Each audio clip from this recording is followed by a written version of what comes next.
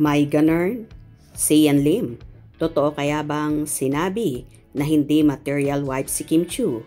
Hindi mautusan.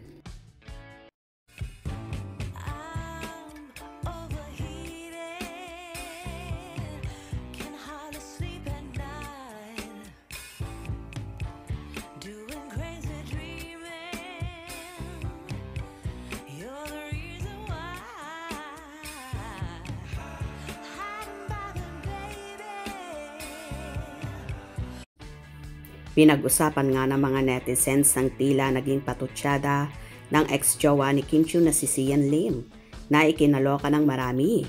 May lumabas kasi na art card pero hindi naman sigurado kung totoong account ito ni Sian Lim na ayon pa nga sa naging post na ito.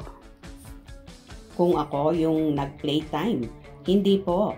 Kung ako ba yung na-playtime, hindi ko alam. Bastang alam ko, hindi wife material si Kim. Pagkasama ko ngayon sa bahay, hindi mo mautusan. Gusto ko sa babae, submissive, at palaging nauutusan. Samantala may isa pang post, si Sian Lim at sinabing, "This is the last time na magsasalita ako about sa nangyari sa amin ni Kim. I love Kim more than the career I had, more than my own family. Kim never reciprocated my sacrifices. For 12 years, never kong naramdaman na pinagsisilbihan at minahal niya ako. Kim, I wish you all the best and I hope this is the last time you mention my name." Tila may naging kasagutan naman dito si Kim Chiu na kamakailan nga ay nag-post din. "Pinalaya mo ako tapos hinihintay mo akong bumalik. Sira ulo ka ba? Tao ako be, hindi ako kalapati."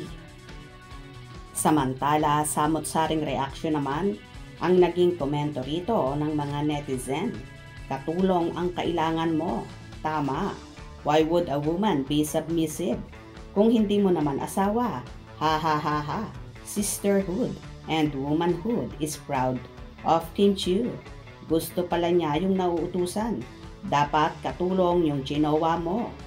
When did Kim Chiu mention his name? Ha ha ha ha. Katulong pala ang gusto. Hindi na lang mag-hire. Ha ha ha ha. Not a wife material means no. Kasambahay atang hanap mo, kuya. Hanap ka ng katulong, boy. Hindi ka rin husband material kasi batugan ka. Aray ko. Pinagluto ka pa nga ng steak, di ba, bago ka nakipag-break? Gago ka lang ba, Sian Lim?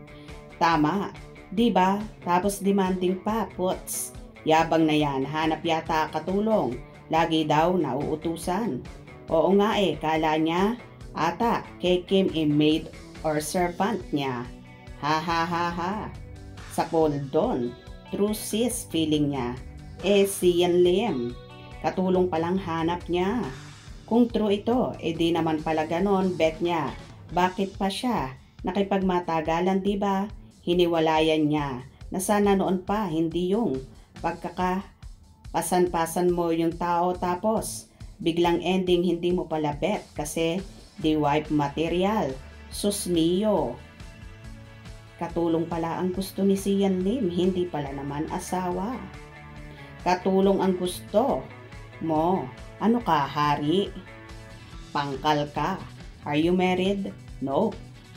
Then, don't expect a woman to be submissive. If you two are not married, you need a personal maid, not a wife. Wife is not your own nanny.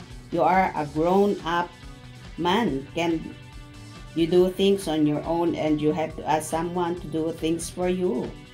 Mukhang tagilid. Pagpapalaki sa'yo ng parents mo.